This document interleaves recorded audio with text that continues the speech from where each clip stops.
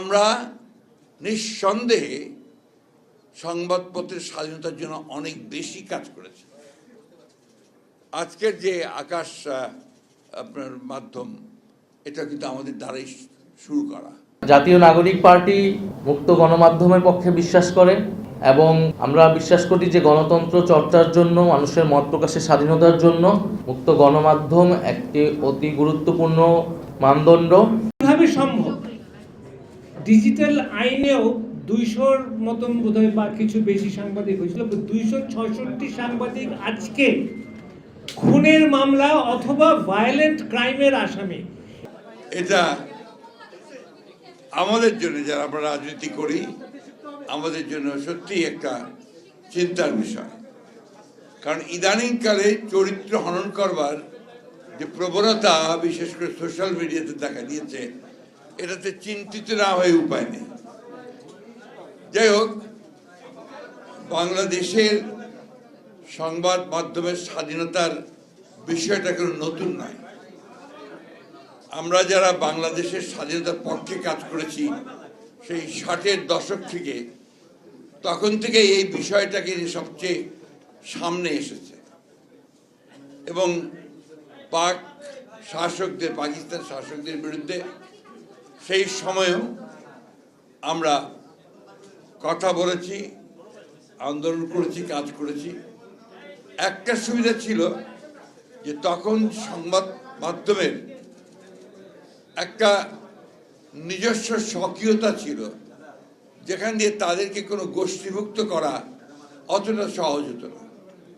বরঞ্চ আমি যেটা বলতে চাই সেটা হচ্ছে তাদের সেই দেশপ্রেম, আন্তরিকতা এবং দায়িত্ববোধ আমার কাছে মনে হয়েছে যে অনেক উঁচু দরের ছিল।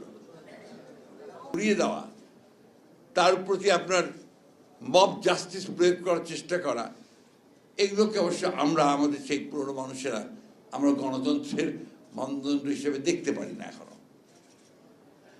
আমাদের কাছে 1971 সালের স্বাধীনতা যুদ্ধ একটা বিশাল ব্যাপার।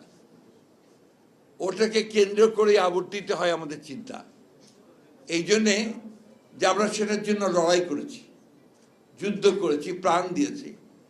দীর্ঘ 9টা মাস আপনার অবিশ্বাস্য রকমের কষ্টর মধ্যে দিয়ে পার করেছি। তাই সেই জায়গাটাতে আমরা কিন্তু কোনো আপোষ করতে চাই না।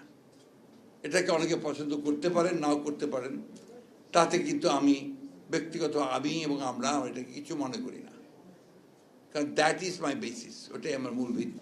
যে আমার দলই তো প্রথম যারা সংবাদপত্রের স্বাধীনতাকে ওপেন করেছিল 1975 সালে। তার আগে একদিনের শাসন ব্যবস্থা বাকশাল হয়েছিল, সব সংবাদপত্র বন্ধ করে দেওয়া হয়েছিল। এই কথাটা কিন্তু কেউ আলোচনা করেননি আজকে। আমরা নিঃসন্দেহে সংবাদপত্রের স্বাধীনতার জন্য অনেক বেশি কাজ করেছি। আজকের যে আকাশ আপনার মাধ্যম, এটা কিন্তু আমাদের দ্বারাই শুরু করা। একটা হচ্ছে সরকারি হস্তক্ষেপের জায়গা গণমাধ্যমের উপর অনেক কমেছে বলে আমি মনে করি।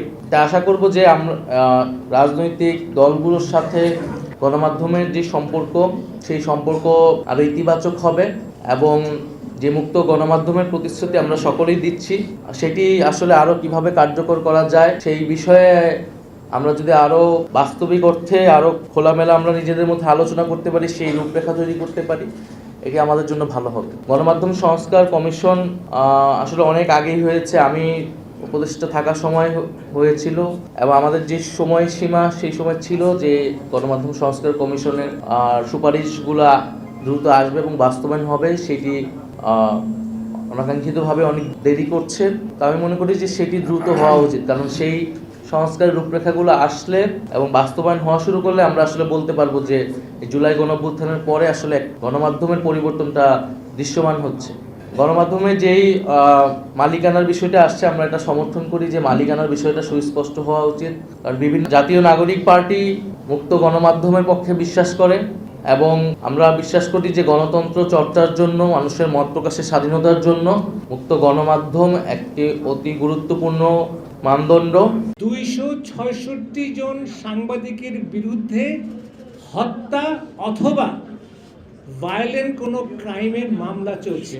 তারা যদি অপরাধ করে থাকেন অবশ্যই তাদের বিচার হওয়া উচিত। যে সাংবাদিক দোষী, যে সাংবাদিকের হওয়া উচিত, পানিশমেন্ট হওয়া উচিত।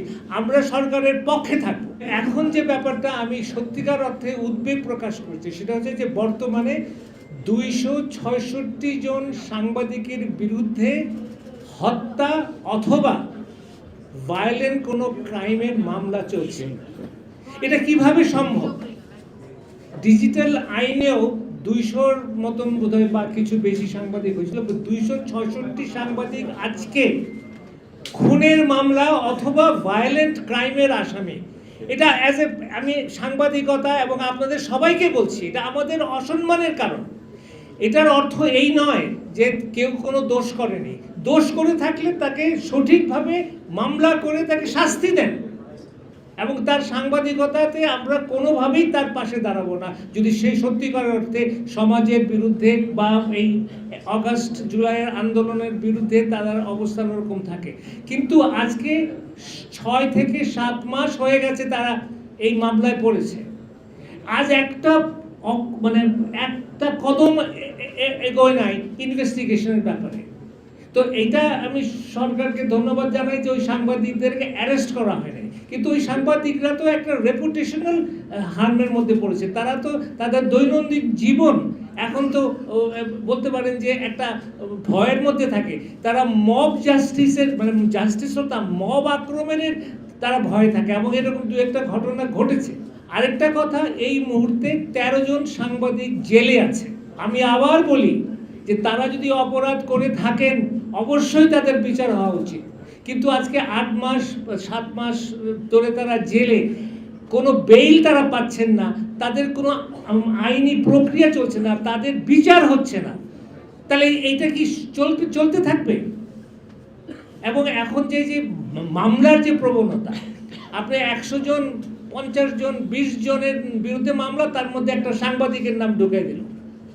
আমি অনুরোধ করতে চাই সরকারকে, সরকার বিশেষ করে আইন উপদেষ্টা বলেন, আমাদের কিছু করার নাই, জনগণের অধিকার আছে তাদের মামলা করার অধিকার, আমি মেনে নিলাম মামলা করার অধিকার, বাট কোনো আইনের যদি অপপ্রয়োগ হয়, কোনো আইনের যদি মিসইউজ হয়, তাহলে কি সরকার কিছু করবে না?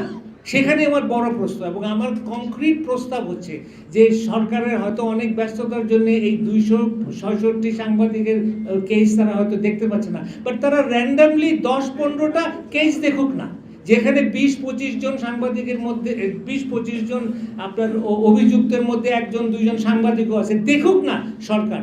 এবং তারা যদি 1-2